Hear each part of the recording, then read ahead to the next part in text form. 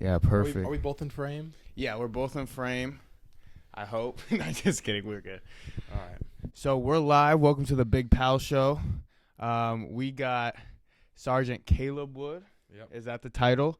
Here today. We're at the Armory. We're interviewing him, and he's just going to tell us about himself, what he does, a little bit of his life story, some of that lore that we can learn from, and maybe apply it to our lives and help give us some direction. So just to start off, tell me about growing up. Like, where are you from? What kind of sent you down this pathway? Oh man. So I grew up in Albany, down in Albany, Oregon, and parents are divorced. But on my dad's side of the family, we have a cattle ranch down in California. So I grew up in the summer times and on winter breaks down there working at the ranch, moving cows. In the summer times, just being a kid.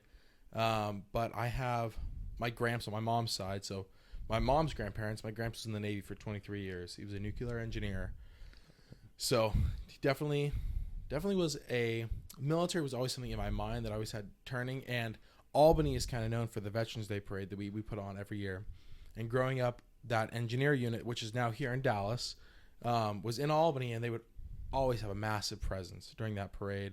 And just growing up seeing people in uniform, for me, it was just kind of one of those things where it's like, I looked up to soldiers, like people in the military. I had an uncle. He just retired out of the Navy. He was a rescue diver, and he did. Oh man, I want to say 21 years.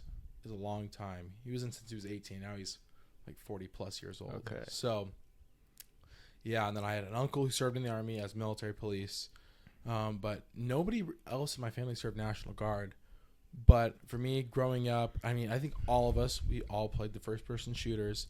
And that's that military aspect of like, okay, these are masculine men. These are hardworking individuals that I want to replicate. I want to be like. Exactly. And I would definitely say that the person I am, the reasons that I joined the military to begin with when I was 17 versus now as a 21-year-old man have changed exponentially. And the experiences within this organization, the Oregon Army National Guard, have changed me as a man for the better in like a million different ways. That's awesome. So would you say it's kind of like a culminated events in your life that kind of just steered you in that direction, or was there a pivotal moment where you kind of were like, okay, this is where I'm going? It was definitely from a very young age. I mean, there's photos of me probably 6-7 years old, and for Halloween I had like full Army garb on and like the helmet and everything. And I even growing up, like I played airsoft, and I knew like for me the military was something I wanted to do. And I looked, and believe it or not, when I first was looking into the military branches, I looked into the Marine Corps. That was kind of my thing. And growing up, I was like, I wanted to be a Marine. And truth be told, man, and this is why I became a recruiter, is because when I went to join the Marine Corps, I went and talked to the recruiter, and he was not a very nice guy. Yeah. And it just, I mean, like everything, like my childhood bedroom at my mom's house. I mean, it has all my stuff still hung up in there. Like there's Marine Corps flags and all that stuff. And like, it's just one of those things, man. I think growing up, like I knew I wanted to be in the service, playing video games, and it's like just seeing that. And to be honest, I think, put it this way, I think there's different kinds of men in this world. I think there are those that I will always say that there's a building on fire. There are those running into the building, and there are those running out. And those that run in are just a different breed. And it's not to say there's any less for the men running out. But I think there are a select few amount of men in this world that are like, all right, I want to go do that. And when I saw, those kind of people in my community, those guardsmen, they were going out doing community events. It was so inspiring for me at that age. I was like, I got to be like that. That's awesome. I'd have to say there's a third type as well. There's people who get their phones out and start recording it. Yeah, they don't want to do anything. Yeah, I was watching a video of this lady. Her car caught fire. She steered off into like a lake or something. And people are just standing there recording. She's like struggling for her life. And one guy, the ones you're talking about, finally jumps in and saves her life. Well, 100%. There are a few select amount of men, especially in this generation. It's super unfortunate. Mm-hmm. And coming from a divorced household, my father was always there for me, like no matter what. Okay. And there's some of these kids that aren't as fortunate as that. They're not as fortunate as me, to where they have those parents that are like, all right, even though we didn't work out, we're still going to make this relationship for this kid work. And 100%, I mean, that I personally, for me, everyone says toxic masculinity, but I Right. think it's a lack of masculinity within our Right. generation. It's a lack of, kids being raised with a standard, with a fear of God. Like, okay, someone is, there's put it this way. I guarantee you've seen it within your generation, and especially our generation, because I'm Gen Z. I'm not sure if you're still a part of that attached. I'm 2005, so whatever that kind of falls. I think it still falls under Gen Z, but I guarantee you've seen it. Kids don't have a sense of being held to a standard, or there's no repercussions for their actions. Like, how many times have you seen a kid mouth off to a teacher? Exactly. You gotta think, even like in the 90s, if a kid mouthed off to a teacher, they're gonna get a whooping. Exactly. That's just what it was. And there's a difference in parents nowadays too. Like back then, the parents would be mad at the kid, and now the parents are mad at the teacher. And it doesn't build responsibility, and that's something we're lacking. And then you'll see on the internet today, same thing. You can comment whatever you want anonymously, say whatever you want, no filter, and then kids get that mixed up with reality, and they start translating that into real life, and it's creating all sorts of problems, and it's creating a social divide in society. Like things that shouldn't be like polarizing are, I believe, like they make being a man like seem like a bad thing in a lot of ways, when really if we came together and we all worked together, I think.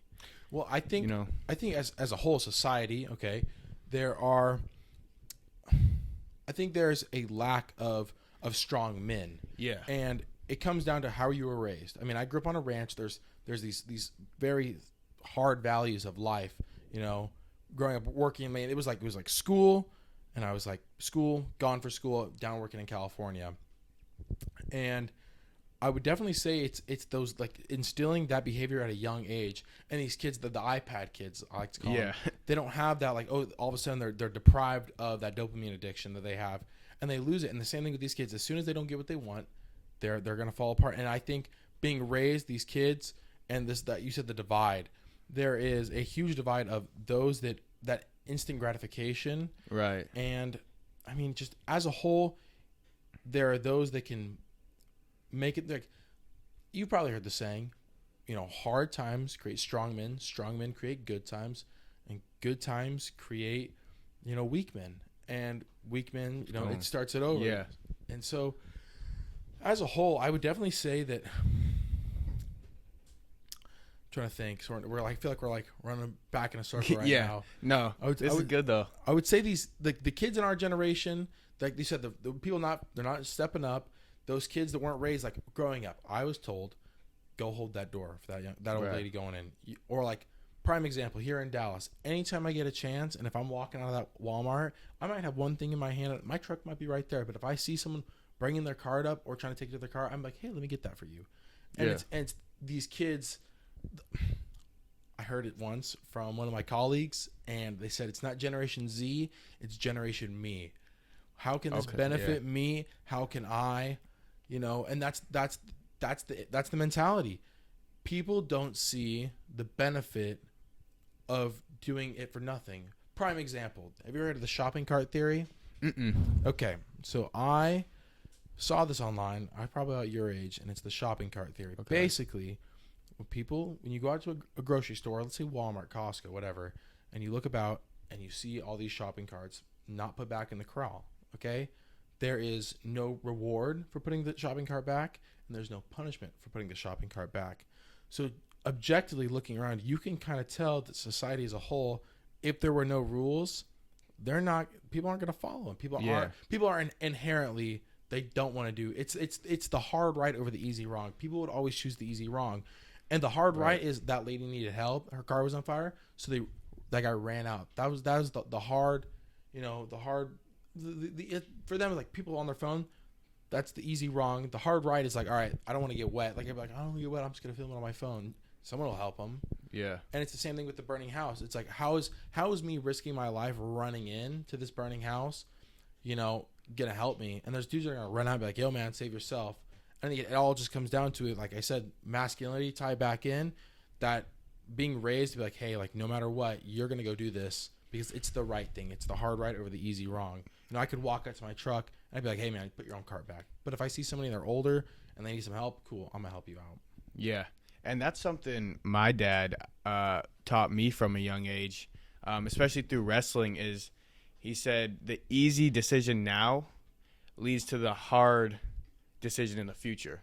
So when we'd wake up and work out in the morning, go on a run. I was probably 11 or 12. I didn't always want to do it. He'd wake me up and just get me going, and he's like, you can either pay now and do the hard thing now, or in the future, you're going to lose the match that you really wanted to win. Suffer now or suffer later. Exactly. And I tell everyone the same thing about the gym.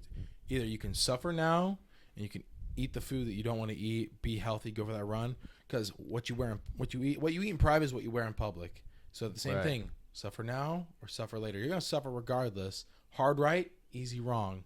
Exactly. And so that skill is just a really good one to have. I think one of the best skills for a young man who's trying to find himself and improve as a human, for anyone, is self-control. Yeah. That's really something I think Discipline. we just lack as a society, because we're so used to instant gratification. Like, we can't even I noticed, like, I can't even get through a YouTube video now because I'm so used to just watching the reels and stuff, and that's crazy to me, and it's something I'm trying to work on personally, because it's like we're just so used to everything is quick. Like, you order something on Amazon, it's here in 3 days. Like, you don't have to work for really anything. Do you want to know what my first experience of getting deprived of that instant gratification was? Yeah. OSET, basic training. So for me, going through being a 19 Delta Cavalry Scout, it is 6 months, 22 weeks, well, 24 if you include, so about 5.5 actually, 5.5 months of training. But I got there, and it's a lot different nowadays. Kids get their phones every Sunday. That's what I've been told by the kids coming back. But when I went through, I got there, I got my phone. They said, call your parents, let them know you arrived at it's now Fort Moore, was Fort Benning. They said, call your parents, let them know you made it safe. So I got to call my mom and my dad said, hey, I made it safe. And then I graduated basic training, and because of COVID, they gave us our phones. And normally when you graduate basic training, you know, your families come, they do this whole family day. You get your phone, and they're like, hey, you have your phone for you have your phone for 2 days. You got to talk to your family. So I talked to my family for 2 days. They took it away. We went back into training mode, back into the recon mindset of gathering information and becoming a better soldier. But I mean, by the time the 5 months had passed, I didn't have my phone. I had my phone probably 3 times. I got hey, I'm alive. I made it to Benning. Hey, graduated. I'm a soldier. And then, hey, graduated. I'm a Cavalry Scout. And that was it, man. And that's one of those things, like that discipline. For me, I'm going to be honest, bro, when I was 17, I was a turd. I was not a good kid. I wasn't doing good things, man. I was skipping school. I wasn't focusing on the things that mattered in life. And it was kind of like that, oh, I'm going to join the military. And luckily, like, I was a smart kid, but I mean, I didn't want to apply myself, especially during school. And the military, it's one of those things. You either sink or you swim here. And there's a reason why in the span of 3 years, I made it to sergeant. Like, that is unheard of in the military, making it to sergeant in 3 or less years. So, that discipline, I mean, that's the one thing for me. That's why I always tell these kids, like, bro, like, that's part of the reason I became a recruiter, is because I see the people below me, and I'm like, all right, not so much below me, but the younger kids or the younger men around me. I'm like, hey, man, like let's get you started on the right track in life so that you can be that man you want to be. Because I think everyone in their mind, they kind of got this idea of like, oh, I want to be this person, and all they see is the objective. They don't see the in-betweens. And that's where, I mean, for me, joining the Guard, I initially joined the Guard because of what 17-year-old me wanted, and that was to shoot some machine guns and blow some stuff up. Right. And, I mean, I got my fair share of blowing stuff up and doing some really cool trainings, and we can touch on that if you want, but yeah. Definitely, the reasons why I'm in the service now have completely changed. But I would say tying back into that discipline and that ability to just slow down, I mean, the Guard thrives with that, man. That's awesome. So, yeah, let's start that off. What was the process of enlistment, and then kind of the initial training that you had to go through to, I guess get you to this point. Okay. So I enlisted at 17 I was a senior in high school. I was getting ready to graduate. COVID had just about started. This was February. I think COVID started in March 2020. Right. This is 2020. And I enlisted as a 19 Delta Cavalry Scout, still 17, and in the National Guard you can enlist at 17 and your time of service starts as soon as you enlist. So I enlisted, went to basic training in June. COVID had fully kicked off, and it was crazy. They were thinking about delaying my ship date because of COVID, but they ended up not, thankfully. And went through, graduated December 11th of 2020, got home, and so recon school. So basically, when you join the cavalry, enlistment process, basically how it goes is you're going to meet with a recruiter. They're going to talk through your options, and they're going to find what's best suited for you. Because in the National Guard, you get to pick your job.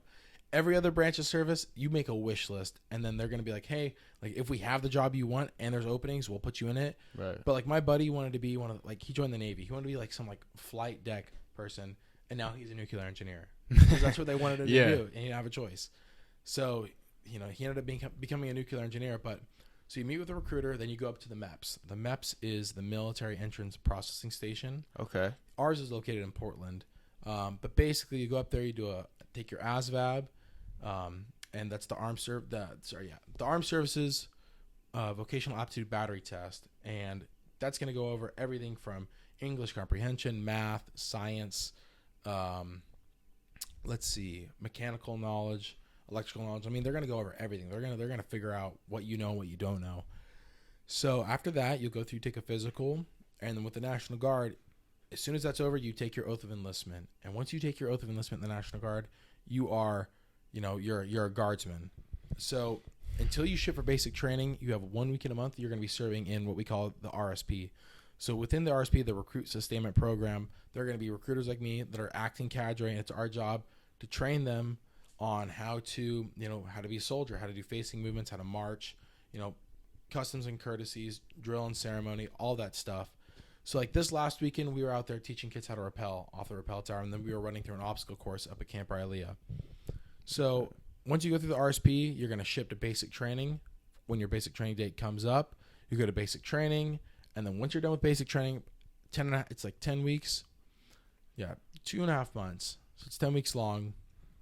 After that, you'll go to your job training. So whether you decided to be, someone that works on our helicopters, or somebody that's going to work on our tanks, or someone that drives the tanks, or someone that flies the helicopters. In regards to that, once you're done with that training, that's called AIT, your Advanced Individual Training. You're going to come right back home as a guardsman. And typically as a guardsman, you serve 1 week in a month, 2 weeks in the summertime. I was very fortunate that when I came off my deployment, not my deployment, but once I came back from training, my unit that I was attached to was getting ready to deploy.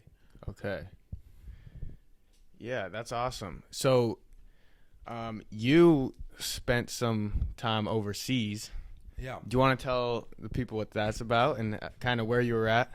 Yeah. So I obviously enlisted as a 19 Delta Cavalry Scout, and my job is to be the eyes and the ears of the commander. If you think of it in the simplest terms, you have the infantry. It's their job to take care of the bad guys. Right. Someone's got to find them, and that's our job. So it's our job to confirm or deny enemy presence in an area. But our job when we were over there for Operation Atlantic Resolve, we were attached with an Enhanced Forward Presence Battle Group in Poland. Okay. So our job was to basically hang out with Polish soldiers. We had Polish, British, Belgian, who else was there? Croatians. The Croatians, one time, I was at the gym and this guy yelled at me, and that forever sparked a hatred for Croatians on the deployment. But so we spent a good deal of time training in Poland. It was mostly interoperability, being able to work with, prime example, I do reconnaissance. Well, on that base, we had British reconnaissance. So we would train with the British reconnaissance, learn their tactics, how they fought, how they maneuvered on the battlefield, how they communicated, and same thing with everybody else. Everyone in the unit, each country offered a different aspect to create a full combined arms force. So, like, prime example, the cavalry, we cannot operate without the infantry. So my unit was attached to 3 of the 161 out of Washington, which is an infantry battalion, and they did a fantastic job. I mean, Lieutenant Colonel Craig Broyles at the time, I mean, he may have gotten promoted, I'm not sure, but he was an outstanding leader. Very, very good leader. But so that deployment, during that deployment, we went to Germany, and then we also went to Lithuania. And Lithuania was super cool. Definitely a different culture there, and getting to be like right along that border of Russia and going through all that training, that's some crazy stuff. I mean, you get to see some really cool people, you get to see some really weird people. Yeah. And I mean, it's different. And then Poland for sure. So during that deployment, COVID obviously was still going on, but Europe kind of had it under wraps. So we still carried a vaccine card. We would wear masks places, but for the most part, most people didn't wear masks. I mean, the Polish public, they did not wear masks. It was just not a thing they did at that point in time. But I mean, we would go out, we'd go travel, go to different cities. I mean, while I was down there, I got to go to Auschwitz. And so without the guard, I mean, I would have never got a chance to explore Poland. Right. So were you there the majority of kind of COVID and when the lockdowns were going on? Yeah, I was. And that was the weird part, is that, well, everyone back home was kind of like, oh yeah, we didn't go anywhere. I'm like, yeah, dude, I took a train, spent like $25, and I took a train to like a city like 4 hours away, and I was out clubbing. Like, yeah. And that's one of those things where, you know, I would say Europe as a whole, I would say the public is very, for lack of better words, no bullshit. Yeah. The public is very like aware of everything going on. Very old people, very, very conservative. That's the one thing that I was super surprised about. It was super conservative over there. Huh. And prime example, we were in Warsaw, and I might have a picture on my phone I can show you later, but they had a billboard in the subway system in Warsaw, and I couldn't read it. So my buddy, at that time, our combat medic, pulls out his phone, and Google Translate has this mode where you can put the camera on. You can see what the words say. And basically what it translated to is, accept that you have gay kids and don't beat them. Poland is extremely Catholic, and they were, so that was like, I was like, whoa. So definitely like America, like, we had the lockdowns. I think people here are more politically aware, and that's cool that everyone has different views, but like in Poland, super conservative. Right. Like hardcore conservative. Yeah, that's interesting to me, and it's crazy to think about, you know, that I think kind of the narrative the news was pushing during those times here in the United States was that this is what the whole world was doing. They were locking down, wearing masks, when the reality was there were many countries that were just full operating, and they didn't slow down. No, they were completely operating. And, well, 19-year-old me, I mean, at that point in time, it was just kind of like a day-by-day thing. I wasn't really thinking like the grand scheme of things. I'm like, all right, I'm here, I'm training. And definitely, I think the biggest shocker for me was, you know, I'd call my family and they'd be like, because it was a full like 9-hour time difference, right? And they'd be like, yeah, like we went out today and like we got groceries, came right back home, and it was like that whole like, oh, you know, I was out traveling, I was out doing stuff with my buddies, and like the whole world, like Europe, kept moving. Mm-hmm. Even when because we were in Germany for a little bit, and even in Germany, you know, like they didn't seem to even care to think that COVID was a thing. They're like, no, we got it. Like, personally, not a conspiracy theorist, but it's pretty obvious that COVID was kind of like a control thing. Yeah. Like, let's just be honest. Mm-hmm. That's pretty much it. Yeah, I think it was definitely over. I don't want to say over. I guess overuse of power, but it was a test to see how the people would react. Oh yeah, like 100%. and I think it was definitely a good lesson too for me personally, just to kind of see what people act like in a time of crisis, right? So, because I've never experienced that, and I think, you know, I don't want to dwell on COVID too long, but you know, those couple years for especially kids my age and younger that were going to school, that was it was detrimental. Yeah. First of all, one, socially, I mean, I've seen it as the recruiter for your high school. I've walked in there and I would go talk to kids, and like the social aspect, like so he's also an active serving guardsman, but at Dallas High School, they're very fortunate. You guys have Sergeant Schaefer, right, who's an NCO within one of the 186 down in Corvallis. He's an infantryman. So I came in and I taught a class on World War II for him. I'm not sure if you were in that class. No, I took the Greek and Roman. I wasn't Greek and Roman. Yeah. So I came in there. I taught a class on World War II, and like everyone like was like I was like trying to talk to people, and they're I get the whole aspect of like being like the awkward kid who was like, I don't want to talk to this guy. Yeah. But I mean, like there's like you can tell like there's like social anxiety, and then there's that. Like when I was there, I would still like ask questions, talk. Like they're still a person. I want to get to know them, and maybe that's just the aspect of me that was like super into the military. But these kids, I mean, it messed you guys up in like I would say your social aspect, but your learning. I mean, you can't tell me that putting a kid in front of a computer for hours on end and then be like, yep, just fill in the box. Like, that's not learning. Some kids learn by, like, personally for me, and this is where I think the military, if you learn with your hands, that's where the military thrives. Like, everything for me, they put it in front of you, like, all right, figure it out. Like, taking apart a 50 cal. No one was just like, here's a manual, have at it. No, they showed us. And they're like, all right, do it with your hands and figure it out. Because some people learn by watching. Some people learn by listening, using their hands. You know, and that's the biggest thing is you can't just tell me. You can't tell kids, I know you're a square, but fit through this circle hole. Mm-hmm. And that's the issue. That's what the public education system did to you guys. Yeah. And there was no accountability either. Like, I'm not going to lie. I was half the time I'm during a Zoom class on the other screen, I'm over playing 2K or falling asleep. And, you know, it was just, there was no accountability. And without that, no one's going to improve, right? So I guess a great skill to develop is personal accountability, but you should also surround yourself with people in life that will hold you accountable. 100%. You know, you don't want people that are just hating on you, right? But you want people that are going to tell you what you need to hear. Yeah, 100%. And that's one of the things that I'll tie back into why 17-year-old me joined versus 21-year-old me. And I guarantee this will change when I'm, you know, probably when I'm 30 or when I'm 40, because I'll be in the Guard until they tell me I'm too old, which is 60, and they'll kick me out. Because I love what I do on a daily basis. But, you know, I would call it a brotherhood. You know, the brothers and sisters I serve with on a daily basis, you know, they hold me accountable. They keep me squared away. And, you know, that's the one thing that, you know, that personal integrity, you know, there is integrity in the military.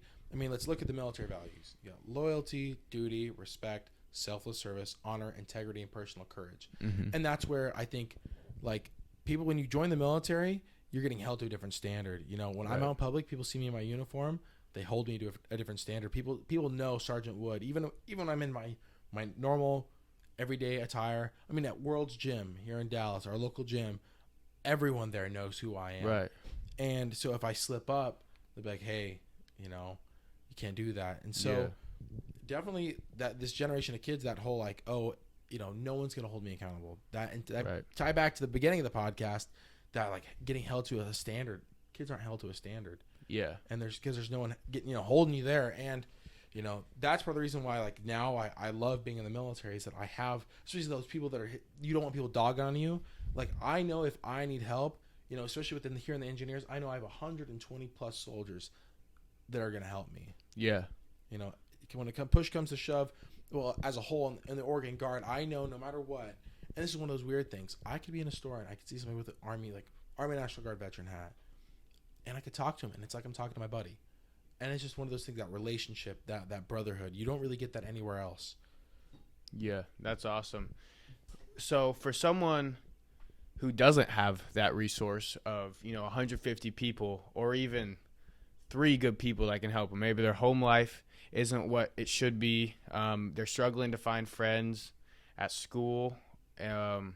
What would you recommend, like, for them, like the first step to take to kind of, you know, get to the point where they have someone they feel like they can trust? You know, I'll say this, and I've said this before a million times to every kid I talk to, always reach out to me. Find somebody in your community, whether it's a recruiter or a teacher or somebody. I mean, find somebody at the end of the day, put it this way, we all know teachers don't get paid squat.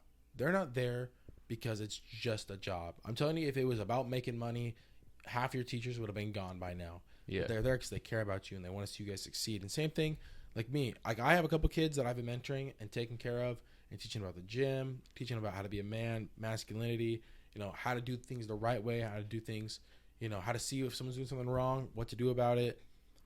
As a whole, just that you can always reach out to somebody in your community, whether to the kids in Dallas, Monmouth, Polk County as a whole, reach out to me. Yeah. Like if you guys need help and you're like, hey, I need a sense of direction, reach out to me. Because I know what it's like growing up. And like for me in high school, I had a close group of friends, but having people that I could really trust, yeah, man, that's super slim. But definitely, I would say to answer that, reach out to those in your community that as it's going to sound goofy, bro, but I know everyone's like, I don't want to be friends with a military recruiter.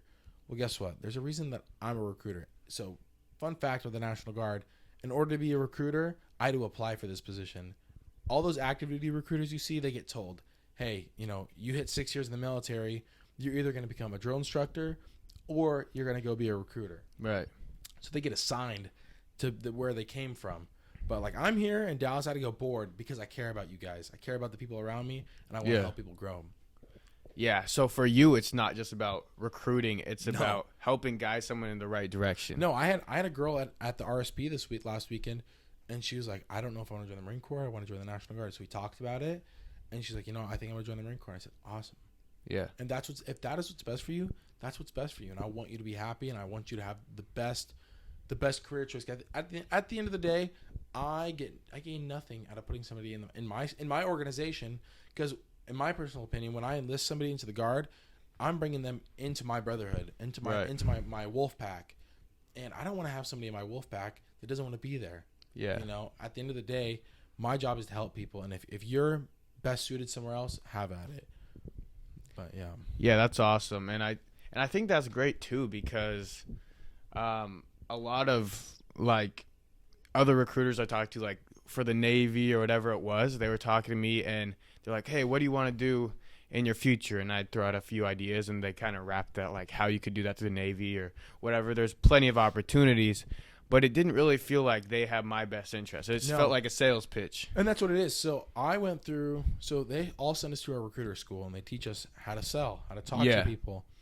And for me, it's never been about, I'm very much a quality over quantity. Right. Yeah, I could recruit a boatload of people, but how many people would be upset? Be like, that person, like, oh, my recruiter lied to me. I hate hearing that. When especially I talk to unit members here, like, yeah, my recruiter, like, dudes, like when it came in 10 years ago, the dudes that came in, 2 years ago, like, yeah, my recruiter lied to me. Like, that is the worst feeling in the world. Yeah. It's feeling like I got lied to. Like, this guy didn't have my best interest. Because at the end of the day, and it's stupid as a Guard recruiter, because guess what? If I put you into my Guard and you love it, you're going to bring me other people. You're going to be like, hey, I want this guy to serve with me. I want this guy to join me in my unit. But if you hate it, you're going to be like, nah, everyone stay away from the National Guard. And to be honest, as a country, we're facing a huge military recruiting crisis. Oregon as a whole, we're doing pretty good. But the rest of the states, they're doing pretty bad. And the biggest issue is the quality of soldiers we're putting in. It's it's quantity over quality with other states and other people, and that's not how you make a good military force, in my opinion. That's not how you have good morale, how you have good people that want to be there, people that want to fight. Yeah, and I think that's true. And I mean, even if you look at Dallas, Polk County, and some of the surrounding areas, it's just a great community. I've been super blessed to grow up here. I love it here. And as far as like finding people that you can trust, I think it's kind of a funny dynamic how it works, that the smaller the town is, the easier it is to find people, I feel like, you go to... Oh, yeah, everyone at Walmart knows me. yeah, exactly. Yeah. So you go to Portland, people are kind of, staying away from each other, and there's more people. But you come to a place here, you can say hi, have a conversation, and it's just I don't know what causes that, but it's just kind of how it works. I think, well, for me, because I grew up in Albany, and there's about 60,000 people there. Yeah. Here in Dallas, I want to say it's 16,000, yeah, 15,000. Pretty it's close. Small. But like I first came here, I was going to Walmart, and I was moving in because I got assigned out here, so I started moving into my place, and I was going to Walmart all the time to buy stuff, and eventually, like, the workers like noticed me, and they're like, "Okay," like, we small talk, but I mean, after a while you start to see people, and it's like, all right, this is unavoidable. I'm gonna have to talk to this person. Yeah. And you end up building some solid relationships and getting to know some people. Like the gym, prime example. If you go to the gym enough times, you're gonna meet someone like, hey, bro, like, do you need a spot? Let's start to talk, get to know them, and That's and I would say, like, for me, like, I just held a luncheon at your high school, and I was letting the teachers know. I was like, yo, said my biggest thing is to help your students join the Guard, get them a career where they actually want to do, and then they can bring that knowledge back to the Dallas community so we can build out our community and help this place grow. Because since I moved to Dallas, man, I've fallen in love with this little town. I love it. It's great. Yeah, it's awesome. And, just like talking to people is like kind of almost, I think with this generation, modern era, it's like a forgotten skill. Everyone's looking through a screen and you don't see those genuine conversations. I think that's why podcasts are so popular today, because they are, emulating a genuine conversation. Yeah, and I think for me, and I drove semis for a little bit, so one of those cool things, the Guard offers a lot of education benefits, and I went and got my Class A CDL. Okay. And when I drove semis, podcasts were a big thing. I mean, Joe Rogan, the Joe Rogan Experience. Yeah. I'd listen to, like, mental health podcasts. Right. Because I think as a man, being able to express your emotions, that's a big thing. Mm-hmm. Like, when it comes down to the masculinity, if you can't express your emotions and be like, hey, and have a man-to-man conversation. Yeah. If someone upsets you, be like, hey, bro, didn't like that. Mm-hmm. But podcasts, I would, tie back in that social aspect of, like, listening to somebody talk. And I think another big thing is, I think humans by nature, I think that's why the TED Talks are so popular. I think humans by nature, they want to learn. They want to gather more information. And sitting here listening, even if it's an hour long, someone could be on a drive and they could take one thing from our conversation. Yeah. They could be like, ooh, like, I'm going to add that to my lexicon of knowledge. Right. And yeah, I think that's really awesome and a good resource. And I'd say one thing of encouragement for you guys out there, if you just, if you have nothing to do or you see kind of someone just sitting around, just go talk to them. 100%. Obviously within good reason. Like a few months ago, there was this older man, just kind of sitting down, and I just sat by him and we started talking, and I learned some cool things, cool stories that without asking I wouldn't have found out. Yeah. And there's people all around us that are just treasure troves of knowledge and experience, and we're not using that as a resource, I don't think, as a society. Yeah, and that's one thing I found out, like, even as a kid, I would always see, like, people with, like, the veteran hats, tie back into that. Yeah. If you get a chance, go up, thank them for their service, ask them what they did. Because one time there's somebody here in Dallas, I don't know who he is. Mm-hmm. He told me his name, but I hear a million names every day because I'm out talking with people as a recruiter. But I'm like, hey, man, I appreciate your service. Like, what did you do? And he was a U.S. Army Ranger, airborne, and during Vietnam, he was doing some, like, crazy stuff. Like, yeah. And that's just some guy here in Dallas. So, that old guy you may see walking around, he's got the hat on. Yeah, bro, dude at one point was probably stacking more bodies than you could imagine. He's putting some people in the trenches. And that's the thing, bro. If you can go up and you can find some people to talk to in the gym, and for me, that's where I found, like, my social aspect. Like I was telling you, I got a gym here, but I also work out at World's Gym, because getting to know some people, getting to just go out and talk to people, even if you're going to the gym to, like, I mean, for a lack of better words, I have a resting bitch face, and some people don't want to approach the big resting bitch face guy with the mustache at the gym. But I've made an effort to go up and I'll approach people like, hey, man, you want a spot? Because I know if the big guys want to talk to you, it's like it feels good. Yeah, exactly. To make that effort. And people are afraid to ask for help sometimes. So if you go and offer it, it will make their day. Like, me being an upperclassman the last couple of years, even in the weights, I remember, kids would be watching me because I always try to keep myself in good shape for wrestling and just for life, trying to set myself up for the future. And, I would go up to kids if they were, like, looking at me a lot or something, and I'd be like, just start talking to them, and then they'd have a question. Kind of get that question out, because I can tell when someone has it, but they don't want to make it weird. Yeah.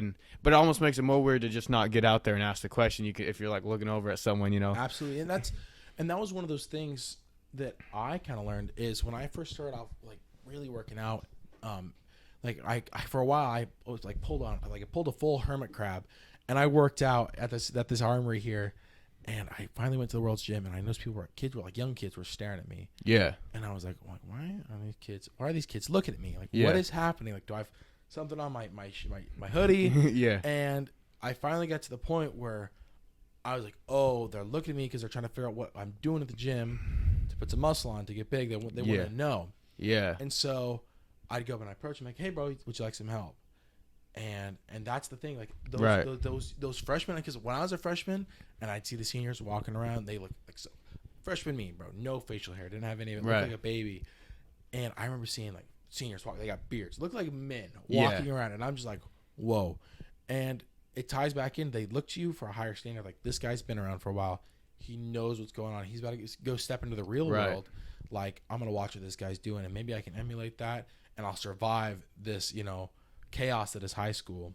So definitely good on you for stepping up and, talking to those kids. Exactly. Those kids that see you, they look to you. It's less of, like teachers, obviously all of us look up to adults, but I think the people that are just slightly older than you, you can, because that's that's your future on the horizon. You are basically almost them. And so I think as a freshman, those kids are definitely looking at you and going, all right, what has he done? How do I survive this place? Obviously he made it. I can do it.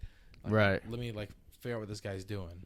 And I think that's why you'll see in a lot of circumstances, younger teachers are reaching out better to the audience, you'll see people listening more and having the will to follow because of that.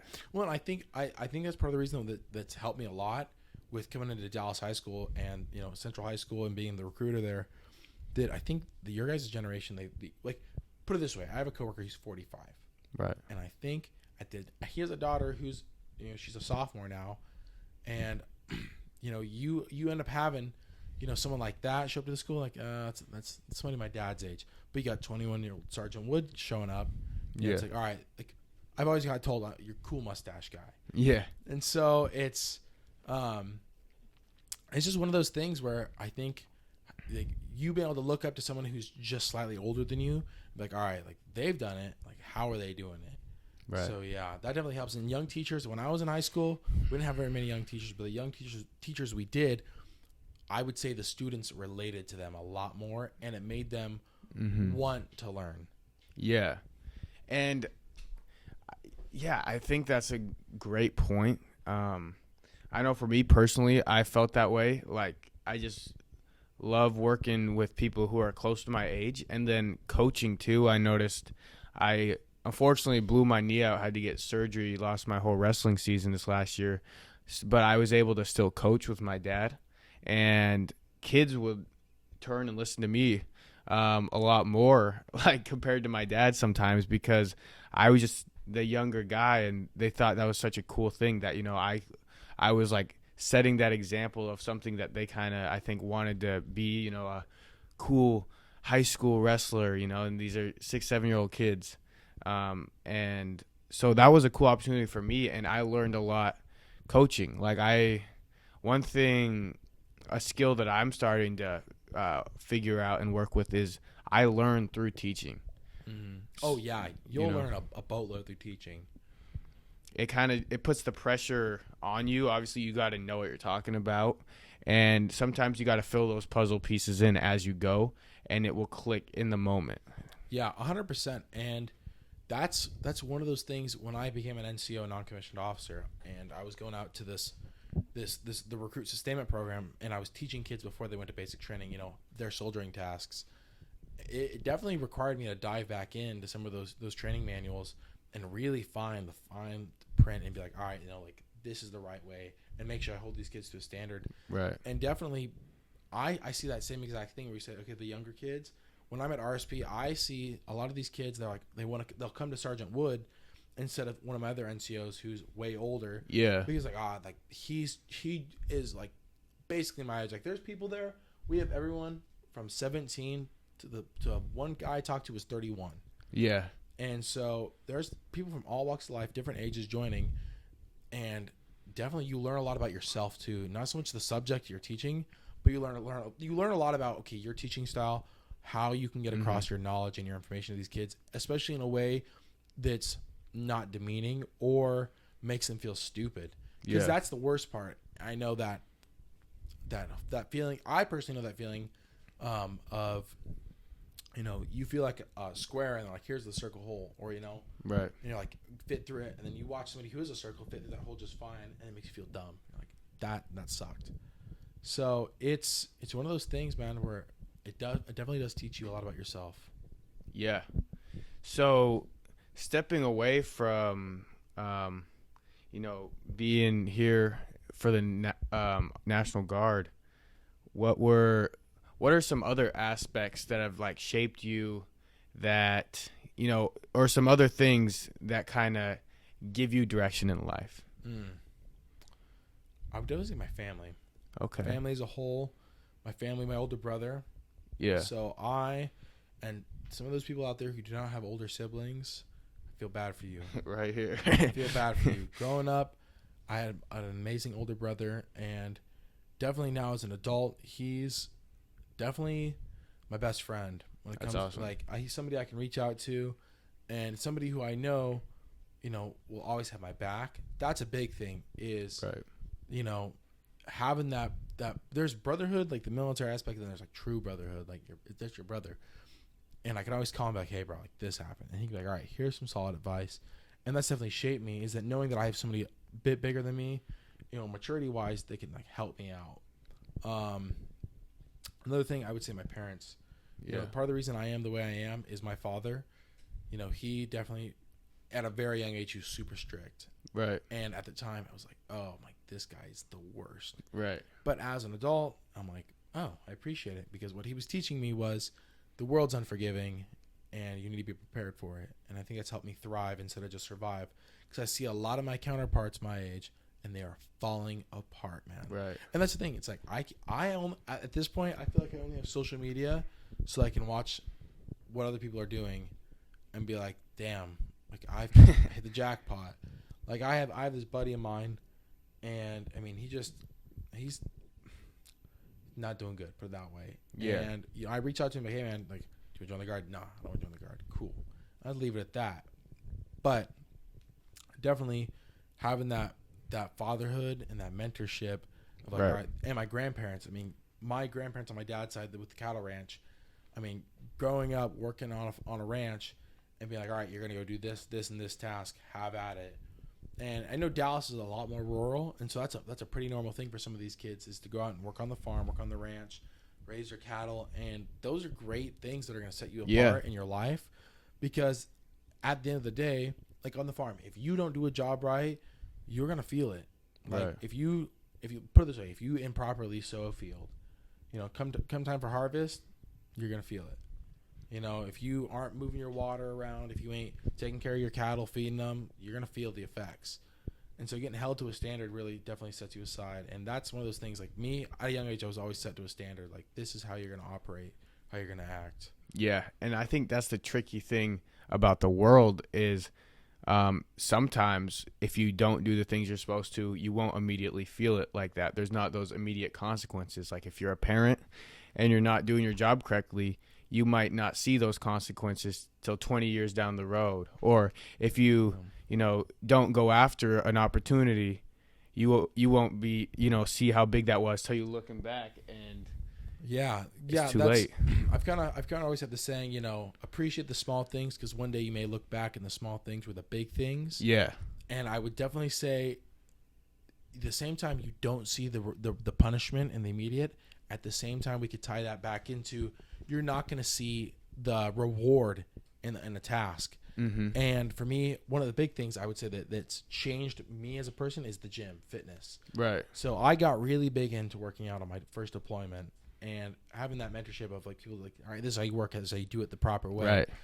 But that integrity of showing up every day, there's nobody out there that's going to call me when I go to skip the gym and be like, hey bro, I heard you skipping the gym. No one does that for me. Right. It's just me.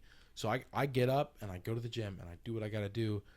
And that has honestly helped me a boatload. It's helped me understand myself. And David Goggins, Yeah. he's got a saying, and he said, I like to study the dark arts. He said, when you're in the middle of a run and your head starts hurting and you start feeling it and you're in that suck fest of like, this is not fun. And that's the same thing with the gym, bro. When you're starting to feel that burn, you're going like, all right, this isn't fun. Why am I here? You're going to figure out why you're there. And it's those little things, bro, that risk to reward ratio. You go to the gym one day. Right. You're not going to see gains.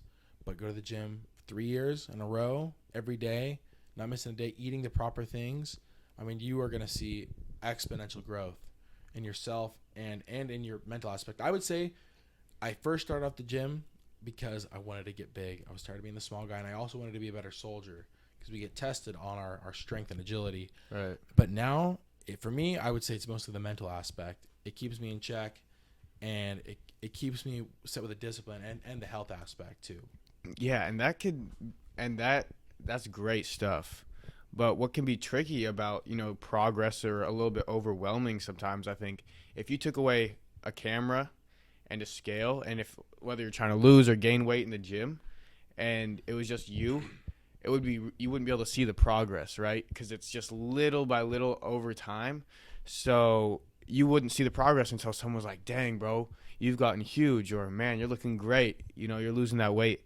And so that can be something that's hard to deal with as a challenge of not being able to see the results right away, or having a vision of what the results will be if it's a new venture for you. Oh, 100%. And so I guess my question to tie into that would be, how do you kind of deal with that? Like, if you're struggling with seeing the vision for progress. I would definitely say, coming from someone who does bodybuilding, I would definitely say, if you're not seeing the gains, understand, especially because I know the audience listens to this a little bit younger. Yeah. Some people, like when I was your age, I was super skinny, super short. Right. I was pretty fat. Yeah. And I was not like that. I'm not obviously not like that now, but I was not. When I started off in the gym, I did not see gains at all. Yeah. But I just kept going. I kept doing it because I knew it was the right thing. Mm-hmm. I knew that if I stuck with it, it was gonna get better. And I honestly, I started seeing gains about a year into lifting. Right. And that's when I started finally picking up my diet, because for the longest time, I didn't realize that your body's built in the kitchen, and the same thing goes. And you can say, the same aspect. If you're not seeing it, stick with it because it's the right thing. Prime example, this podcast. Yeah. It may start off small and it may become something exponentially huge. Yeah. It may become the next Joe Rogan experience. You're or, right. It may become the next big thing. And even if it sucks, you're like, all right, I'm not seeing the gains. You look in the mirror like, I'm not okay with this. Yeah. But sticking with it, doing the hard right over the easy wrong. The easy out, you can be like, I'm gonna quit this podcast. I'm just not feeling it anymore. Yeah. And you could easily quit the podcast, but where would that put you? Mm-hmm. You're giving up on yourself, giving up on your dreams. And if your dream is to be, the next Mr. Olympia, right, and be the next Chris Bumstead, you need to stick with your task at hand, because if you don't, you're failing yourself more than anyone. Because if I quit the gym, no one's gonna care. Yeah. But it's up to me, and that's why I'd say, if you're not seeing the end light, stick with it. Mostly for you. Yeah, and I think that's awesome. And just the ability to look in the mirror and self-reflect is a life-changing skill that I think as a human we can always develop.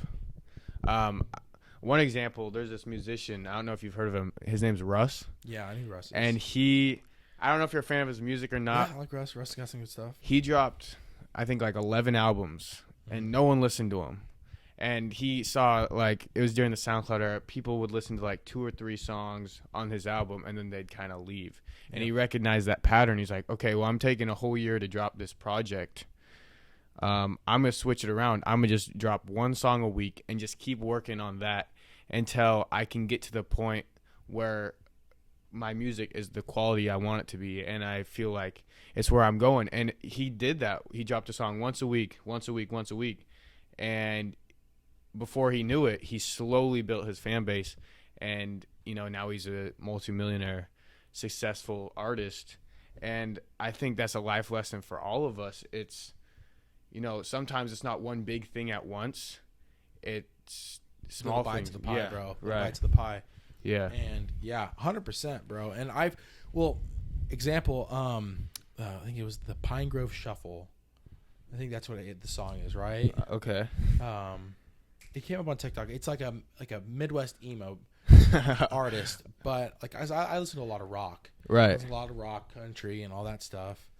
And but this guy, he's got a song It's called the Pine Grove Shuffle, and this one kid did a dance to it on TikTok, and it exploded. Yeah. And this artist, he'd been posting music since like 2009 or something like that, and nobody was listening. And then because of some stupid ass video on TikTok, it blew up. And that goes to show you, you know, you may stay a small artist, you may become a big artist, but I think at the end of the day, you need to do it for you. You need to do it because it makes you happy. Yeah. And I think that's an awesome skill. I don't know what we're looking at for time. Oh, it's 4:41. Okay. I'm good. I don't have to go to the gym till 6. All right, sounds good. So I think that's great. Just self-drive, self-reflection. Those are just two skills that I think go hand in hand in success in whatever your field may be. And it's just really about the journey. With my injury, you know, I had all these goals, win state, you know, go undefeated, many different things like that in wrestling. And I had to get knee surgery early on in the season, and that was devastating to me. And I had this heart-to-heart with my dad because he was kind of similar from the sounds of it as your dad. He would drive me from a really young age, you know. If you caught me through those first few years of when I started taking it serious, you know, he was dedicated. He would take me there, and a lot of the time I didn't want to be there personally. But I learned to love it, and looking back, I wouldn't want it any other way. But we were reflecting together, like, if I never stepped on the mat again without achieving some of those goals I wanted to, winning state, and it wouldn't have been a waste of time. You know, I've wrestled 9 years, however long it's been.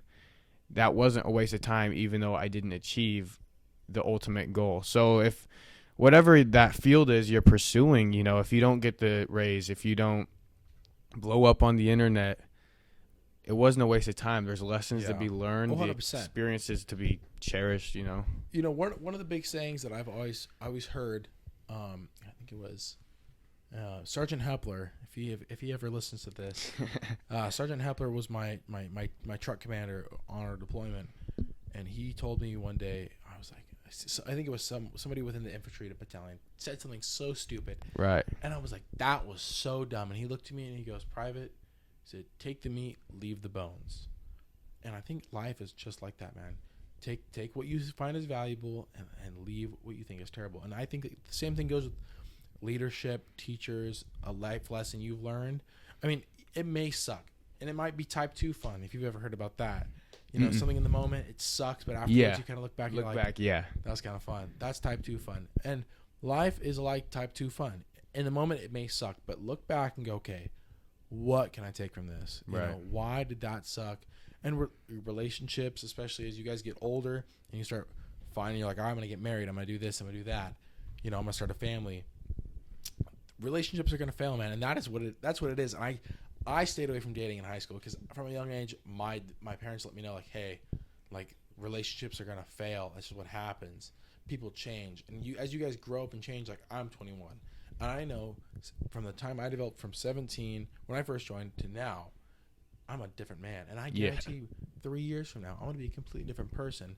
And so objectively speaking, you know, you got to take the meat, leave the bones, and just do the best you can in the moment. Because that's all you can do is just do the best. If you put your best foot forward and your best intentions forward, man, you can't go anywhere wrong because you're doing your best. Right. And you can have that clear conscience too. Yeah. Like there's no worse feeling, I think, than, you know, going into a job and coming out knowing you half-assed it. How do you think wrestling has helped you develop up to this point? You know, I can almost apply every aspect of my life, a lesson I learned from wrestling. I've been around it so long. You know, going off what we were talking about, though, like, I would rather lose a match knowing I gave it everything, I trained correctly, I went all in, than win a match feeling like I didn't do what I was supposed to, or I got kind of an easy... Or, like, let's say, I wouldn't say win a match, but, like, let's say I got a forfeit. You know, when the guy got injured and then I got an easy shot to the finals or something, right? 100%. So that's a lesson there. And what it's really taught me is to hold myself accountable and to just work hard. Wrestling is a really tough sport. You know, in an enclosed room. It's hot. It's sweaty. It's pretty gross a lot of the time. Yeah. And if you stop for a split second, the other guy's gonna get you. He's going to beat you up. Basically, it's like a fight without punches is what I call it. So it teaches you to just really work hard and have that self drive, because at the end of the day, it's you putting the work in. Mm-hmm. As much as your coach or whoever's guiding you in life can show you stuff or tell you the steps you need to take, you got to take them. 100%. Right. 100%. What values do you pull out of like wrestling? Like, what are some like the core values? You're like, all right, these will help me in the long run. Well, I think the drive, self accountability, and then wrestling's a great one too, is because it's an individual sport, but at the same time, it's very much a team sport. Yeah. So you're on the mat alone going against that guy. So if you lose, it's on you. You'll see guys in football be like, "Yo, I did everything I could. I ran the ball. I caught it. My QB just sucked," or whatever it was.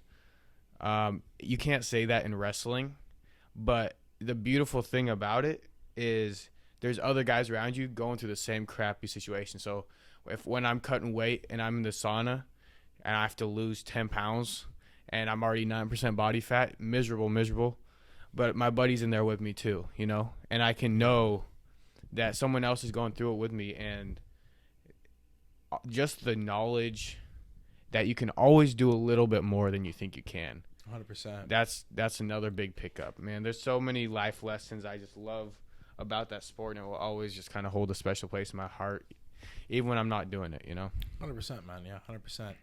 Definitely having that integrity. That like, all right, I got to cut this weight, and that's up to me. Yeah. That discipline to be like, all right, we're gonna go to the gym, we're gonna train hard, and if I don't beat this person, they're gonna beat me up. Yeah. That mindset, having that ability compared to some of these kids, like.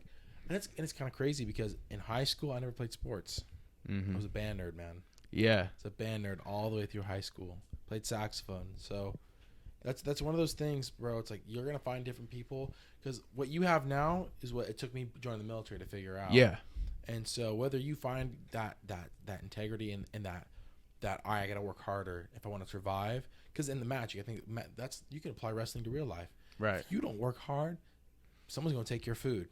And that's what it is. Someone's going to take that trophy. Mm-hmm. And, you figured that one out. But for me, it took me a long time to figure that one out. Yeah. And I joined the military, and they're like, yo, if you don't train hard, like I always tell people, there's always somebody out there doing one more push-up than me. Right. There's always somebody out there doing one more sit-up, one more squat, one more bench press.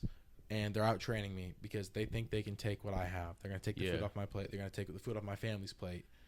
And that's why I train my absolute hardest every single day in the gym while I'm studying that knowledge that I have. And, you can apply that, bro. You're wrestling or whatever career you decide to go into, whether you want to be an accountant or an engineer or, a lawyer, you got to know if I don't train my best, if I don't understand this knowledge, someone's going to beat me on that mat of life. Yeah. And for me, it's like I have a specific image ingrained in my brain I've had ever since I was 12 or 13, and it's at wrestling tournaments, you'll have all the placers stand on a podium, and it's just me at the top of that podium standing there. And so whenever I was doing push-ups, running, sprinting, even to this day, when it starts getting hard, I just have that image pop up in my mind, and it gives me the will to keep going. And, I've been able to pass so many people just because that one image 100%. in my brain. Yeah. Do you believe manifesting is a real thing? Like, if you can imagine it, you can do it? Oh, for sure. And I think, thinking about something will make you better at it, or at least more hungry, because when I was injured, coming off of it, now, I've lost a little bit. I'm rusty, but in a lot of ways, I feel like I've improved even over that, just thinking about it and, still believing I'm on the path to the success I want. I feel like I've gotten better in some aspects. Yeah, especially that ability that you've been able to step back, and I guarantee you, being able to train those younger people around you, you got to learn a lot more about the sport that you probably you got to see it from a different viewpoint, a different aspect of life, and that's a cool thing that you get to do is, you kind of get to learn, the hard way, as I like to put it. You learn the hard way. You get pulled out of the sport, and you're stuck, kind of going on the sidelines. All right, you're up in the bleachers now, and you're looking down at the playing field, and all of a sudden you get a better view, and you're like, well, that person should have done that. Yeah. And then now when you go back to play, you can be like, oh, like I remember when that guy messed Right. up. I'm not going to do that. So that's the whole take the meat, leave the bones. Figure out what you can learn from a situation, because it may suck. Like I didn't get a wrestle, but what's the benefit here? Yeah. You know, you got to learn. All right, this is how to actually like. These are some things that I learned while teaching. Yeah, and I got to just regain an appreciation for it, because when you're in it sometimes you don't appreciate as much than when you don't have something, right? I like the analogy, kind of what you're saying, but there's one where it's like, talk about the bigger picture. Like if you're standing 2 inches away from the canvas, you can't see the whole painting. So that's kind of like that football field. Sometimes you just need to stop in life, take a step back, and then just look around you. Like, especially like when you're going through hard times, you're facing adversity, you're struggling with feeling loved, whatever it is, just take a step back and look around you, because there's so much beauty on this earth. I got a question for you. Do you feel, and I know this is how I feel with the gym personally, Right. Do you feel like the discipline and the dark spaces in your mind when you're training really hard, you know, start studying the dark arts, do you find that you can apply those tough times and staying strong while training to your emotional and you know, like if you feel down, depressed, sad, do you feel like you're like, all right, you know, I've endured this before, but in a different way, like I'll be fine, I survived? I think for me, like whenever I felt down about something, whatever it was, like looking back at some of those situations when I felt really down, it's like, oh man, that didn't even matter. But it just it would motivate me. It's like I've been through hard things before, and I think like to get through a lot of hard stuff, for me, I found is just keep it moving, keep going, because just keep on swimming. Yeah, exactly. Because the moment you stop, you start to sink, right? 100%. Yeah. If you start to slow down, and that's a great analogy. Is, you know, if you sink or swim, right? You know, if you don't swim, you're gonna sink and you're gonna drown, and that's what it is. And I think life's the same way. The second you go, all right, this is enough. Do you believe that uncomfortability breeds success? Yeah, for sure. And you know, back to wrestling, that's exactly what you have to do, or any type of training. Like maybe you got to stay up a little bit later to just get your resume where you need it to be, or research on a topic. You know, going in, if I'm doing a podcast and I got a guest that's from a certain field, I should research that field before, right? Not go into it blind. Just putting that extra time in when it's like, man, do I have time for this? If it's something that's important to you, the answer should be yes. Yeah, 100%. Yeah, I think that to tie back into the question, like, okay, does uncomfortability breed success? I would say being uncomfortable is, like, for me, I learned, and there's a saying in the military, it's called complacency kills. Right. When you become complacent in a situation, you're not looking out for that IED, you're going to get blown up. That's what it is. But there's a bodybuilder, his name is Dorian Yates. And Dorian Yates, for a long time, lived on his buddy's couch. Right. And his whole thing is that, you know, he believed, and he was winning like Mr. Olympia, like he was like making a lot of money. Right. But in his mind, he's like, if I move out of my buddy's place and I stop sleeping on this couch, I'm going to get comfortable. Right. I'm going to get complacent, and I'm going to lose the Olympia. And so I think if you can stay hard in your mind, like David Goggins, stay hard. Yeah. You know, that's the thing. If you can stay hard and stay motivated, stay rugged, I mean, and you can then apply that to other aspects of your life, like uncomfortability. You're in the gym, you're working hard, your arms hurt, you're getting a sick pump, and you're like, oh man, like I'm in pain. Boom. That uncomfortability is going to build muscles. Right. And the same thing, if you're going through something tough mentally, you're going to come out through the gates of hell and be like, I survived. Look at me now. Heck you know, yeah. and you can learn the lessons from that, and that'll help you grow, you know, and you can apply. That's one thing where I found the gym has helped me a lot, is that I can apply a lot of the lessons that I learn, you know, while tossing around some heavy circles. And I can be like, all right, if I survive that, I can survive this. Right. And I can keep growing, and I can find some motivation in that. That's awesome. And yeah, I think that's great. And you'll see that all the time with fighters, especially I'm a big MMA fan. And musicians, whatever it might be, is they're working hard, they're going, because when and they're using that I don't have anything as motivation. But once they get it, they slow down and they're not successful. You'll see that with fighters too. Like once they start getting money, Wasn't it? Did Conor McGregor? Who was the fighter? I don't follow a lot of fighting, but I know there was one fighter who like got really cocky and then like just got his ass whooped.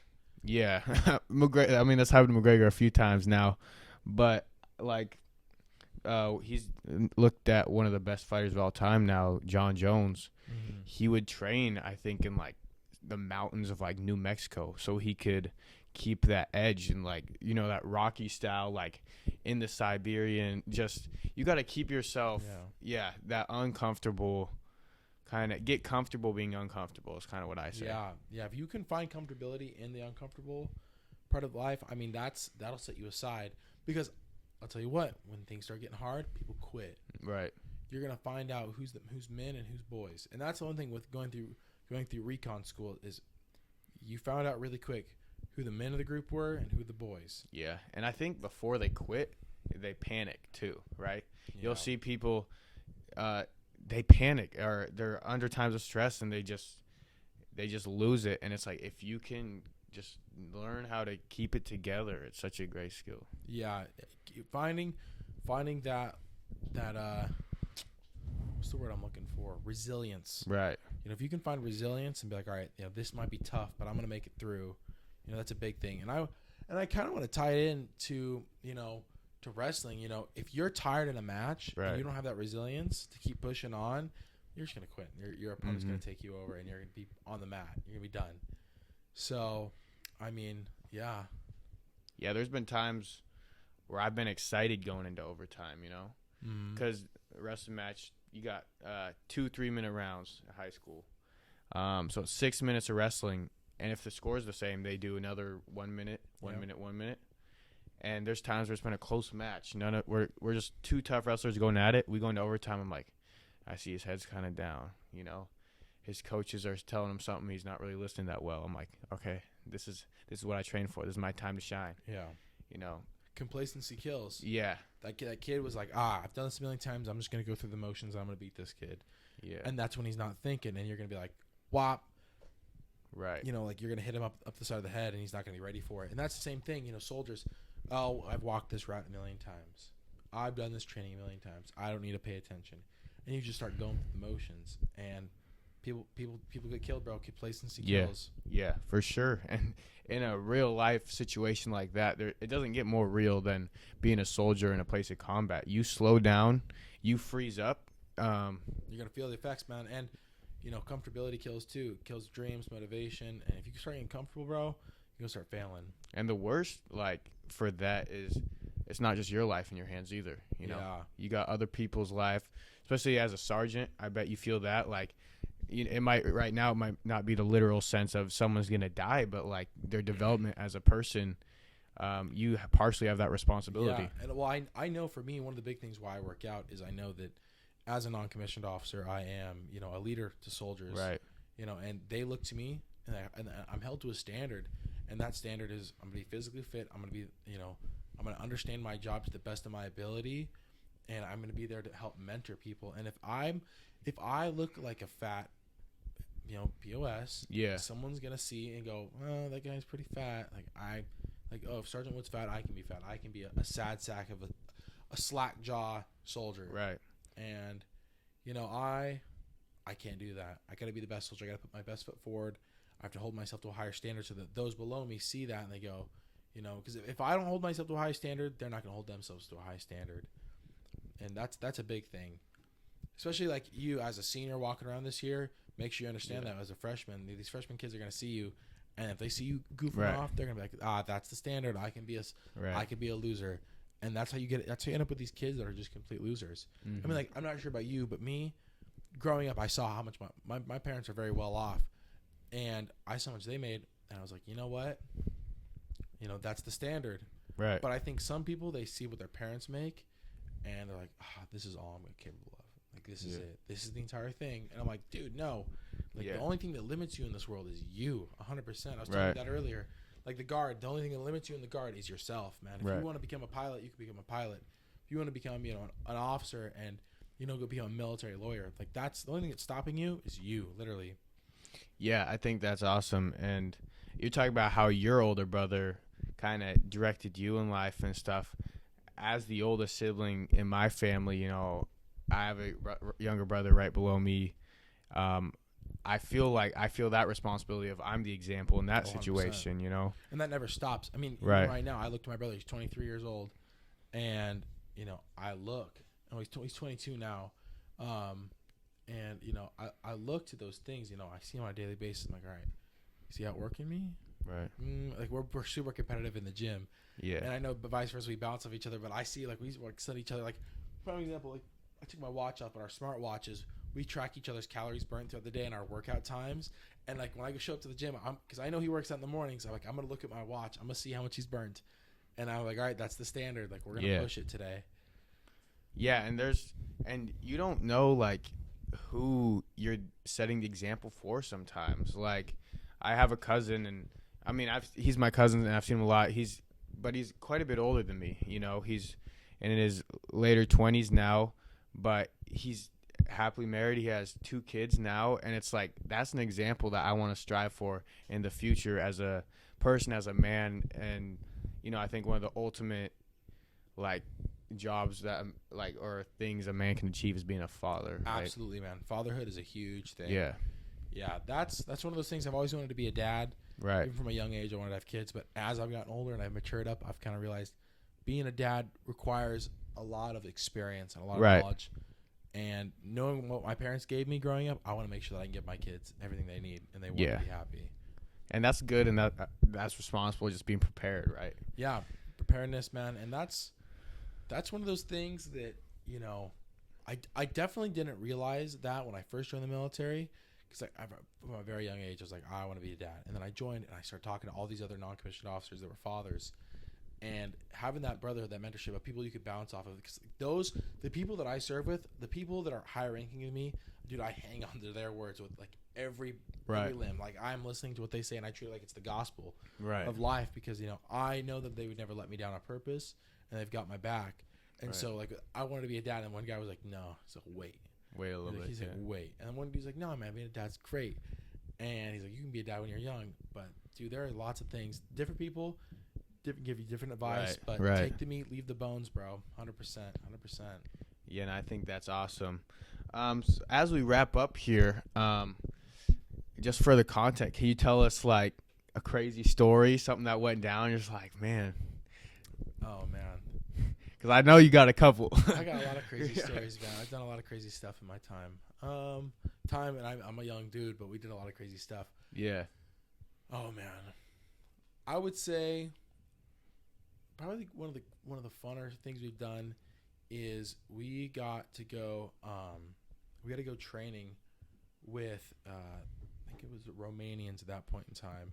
And one of the things we do when you're on a combined force base of different countries, like we're gonna go do combined training, we're all gonna go see each other's weapons. Right. And I got a chance to go and shoot a bunch of foreign weapons like AKs, PKMs. Okay. And it started getting through the nighttime, and I can show you videos once we're done here. But yeah. Nighttime started dipping down, and there was still a boatload of soldiers that needed to shoot their weapons. And so the Romanians were just like, all right, we're done. Everyone turned their weapons on full auto. We're just going to start ripping through rounds. And, I mean, it was lines of soldiers, and we were just ripping on these AKs. That's crazy. Going off. I mean, in Lithuania, we got to do some crazy stuff. I mean, I'm trying to keep it PG, man. I've done some. Yeah. I've done some pretty non-PG stuff on my deployments, but I've got to fly helicopters into high schools. I mean, like, let's see, I jumped out of a helicopter at Cascade High School. That was really cool when I first came into recruiting. See, I brought a helicopter here for you guys. Yeah. But like we were in Lithuania, I got videos of we're going through training, and we were hunting German Leopards. Wow, German tanks. that's sweet. So, as a scout, one of our jobs is to destroy enemy armor. Right. We're technically an armor asset. And so me and my team leader at that point in time, we were chasing down these tanks. And we sat in a ditch in Lithuania for like 3 days, bro, waiting for these tanks to show up. It was not fun. But, I mean, we were sitting there in this, I can show you pictures, but we were set up in this little trench system where our Javelin, it's a missile system, could shoot to where these tanks were rolling out. And we sat there for 3 days shot these tanks, and we huffed it back. But I mean, like there's little just goofy things. Like it's going out and doing some crazy training, like sitting in a ditch for 3 days waiting for someone to pass by, so you can call it up over the radio. I mean, like you'll do some crazy stuff. I mean, it's one of those things where like in the moment it's something crazy. To keep it non-PG, definitely one of the crazier things I got to do is, I mean, Europe, you know, the drinking age there, they kind of don't really care. Yeah. So we got a chance. We went over and, you know, got to just go explore, got to go travel. I mean, I think I wouldn't say crazy, but one of the coolest experiences was definitely going to Auschwitz, man. Wow, yeah. So I you know, at that point in time, I had a girlfriend. Okay. And she actually flew over to Europe, and we got a chance to go explore. And that's one of those cool things, bro. Like, I'd never get a chance to be able to, you know, go to Europe and go explore. I got to go to Auschwitz. I went to Krakow, Bialystok, and a few other cities. But I mean, you'll get to do in the military. You get to do a lot of crazy stuff, bro. I've got to work with, you know, different forces. I've got to watch. I've had F-35 Raptors, like literally like 100 meters above my head, buzzing me. Yeah. You know, running through all we're doing training, and I've got to ride in the back of helicopters. Got to watch tanks shoot. I mean, there's a lot of crazy stuff you get to do in the Guard, and it's nice because I don't have to give up any of the stuff I like to do. Yeah. And I just there's a lot of crazy stuff that you get to do. But the issue is a lot of it's not PG. I mean, you'll do some stuff, and that's what makes it so crazy. Yeah. It's not really PG. And I guarantee my chain of command will probably watch this video, and they're going to be like, don't say that, Sergeant Wood. Keep your mouth shut. So, yeah, you'll do a lot of cool stuff, like shooting AKs, going out, blowing stuff up. Right. I mean, that's one of the cool things, like our engineers. So we have these things called like almost like satchel charges, but they're ditch charges. They're meant to like blow craters. Cratering charges, I think that's what they call them. I'm not an engineer. I'm a scout. Yeah, fair enough. We had a guy. He showed me some videos where they like basically had stuffed this underside of this car with like enough explosives to make this car pass tense. And they did. They took and they blew this car into a million pieces out across the Utah desert, and it left like a 30-foot crater in the ground. I mean, it left a huge crater. So I mean, yeah, there's personally for me, like the craziest stuff I've got to do is run around Lithuania and hunting Germans, because at that point we were doing force on force training. Yeah. And I mean, we were literally you were hunting Germans down, and that was that's like crazy. I just felt some like World War II stuff. Yeah, it was super fun. Yeah. There were any good pranks that went down?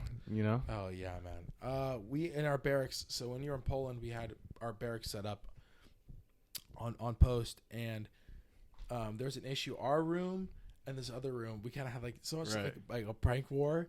And one of the things we did is they call it's like a sick call, but they were giving out free condoms for the soldiers. Right. And we filled up a bunch of these condoms. And what we did is their door was shut, but there was a space between the doorwell and the door. And we took cardboard and we put cardboard up, and we left a little slit at the top. And we filled up all these condoms with air. Like, we made them like small, big, different sizes. And we slid. I have videos of pictures. I can show you that. And we slid these condoms down in, so when they'd open the door, it'd be just a bunch of condoms would come at them. So we did that. This had to be like it was super late. It was like a Saturday night. Yeah. And we kind of got this idea. We went and got all these condoms, came back, blew them up. We knocked on the door. We took off sprinting down the hallway, and we waited. And they opened the door, and all you hear is, "What the?" It's like a boatload of condoms. And then next thing you know, like we don't think of anything of it. So the next day comes along, and I go up to my room, and there was like peanut butter on the door handle. And I was like, what's gonna be in the room? And I didn't think anything of it. At first I didn't think about it. I was like, a little voice in the back of my mind was like, what is in my room? We open up that door, and our entire room, toilet paper everywhere. I mean, so it just became like back and forth where it was like a constant prank war. I mean, there's a lot of like stupid stuff. You get bored on deployments. Mm-hmm. Like if you're not working out, you're causing a ruckus. Yeah. We had a dog on post. His name was Chico. Okay. And Chico was my boy. Yeah. And one of the things like I would do is I'd let the dog inside. Dog wasn't supposed to come inside. Yeah. But at one point, like my buddies, they had all left. They think they went to it because one of the things I did is I saved a lot of money on my deployment, and I put it all into the bank. So I would like stay back and everyone would leave. And you had a bunch of roommates. Well, they'd come back. And one time they came back and there was like a little pizza store on the post, like a Polish ran pizza. Like we called it Pizza Shack. That's cool. Pizza Eden is what they called it. But they came back and I had Chico on the floor in our barracks room, and I'm sitting there playing video games on my gaming laptop, and we got Chico in the room. There's pizza on the ground. He's eating pizza, and at that point in time, I just remember that like, my roommates that kind of like walked in. They were like, "What is happening?" And like, get this dog out of our room. So it's like, my bad. But like the dog, I let the dog in a whole bunch. That was one of the things people get mad at. You're not supposed to do, like let the animals in. Yeah. But like there was like a cat. Like I'd go over, like I'd steal a cat and hang out with the animals. 'Cause I love animals. So yeah, you do a lot of crazy stuff on the planes. Right. A lot of fun things. A lot of hanging out with buddies. A lot of goofing off. And that's, for me, man, that's the biggest thing that I love about the Guard is that the buddies I hang out with, the people I meet, man, you meet some crazy people. You make some outstanding relationships, right, bro. And it sucks because, you know, you meet awesome people and then you leave them. Yeah. Like I was just in Arkansas for a boatload for the recruiter school I went through, and I got to meet some amazing people. And as quickly as I met them, I left and they were gone. Man, yeah. And it does. It sucks, but you end up making these connections with people from different states, getting to know a lot of different cool people. But yeah, man, crazy stories. We keep that offline, bro. I'll tell you some crazy stories. Yeah. No, that's awesome. But yeah, just those experiences where you get to walk with people from all walks of life, are just amazing. And I think definitely joining the Guard can provide that for you guys if this is something you're considering, or just put yourself out there a little bit, you know? Yeah, whether it's the Guard, the Marines, the Air Force, the Navy, the Coast Guard, even though they're not a real branch, whether that's, you know, something you want to do, you know, or not do. I mean, the best one thing I always tell people is, like, even if it's something you're not interested in, come talk to us. At least be educated on what you're saying no to. Right. Because if you say no and you're like, all right, I don't want to do this, cool. You could be like, you know, I have an educated decision that I don't want to do this. Mm-hmm. But I've talked to some dudes, like there's one dude, he's like 30. He was at the RSP, and I'm like, yeah, man, why'd you join? He's like, I just didn't know it had this many benefits. And at 30 years old, he's like, it was a no-brainer. I should have done this when I was 21, when I was 18. And that's the thing, is that you got to know what you're saying no to. If you're going to say no, all right, cool, bro. Like, I know the military's not for everybody. Trust me, there are some people that I see on a daily basis, and I'm like, I don't want to serve with you. Yeah. But at the end of the day, bro, definitely, if you guys are interested in military service, go talk to all the branches. Go get to know everyone. Because before I joined the Guard, I talked to everyone. Right. You know, that was one thing my parents told me, like, you're going to go talk to everyone. Yeah, so this is Sergeant Kaleb Wood again. We'll tag him on any of the posts that we're in. I appreciate the time you've taken out of the day just to learn more about you as a person, and then just to get to talk about some of your experiences and, you know, expand our knowledge. It's a great opportunity. 100%, man, 100%. I'm glad.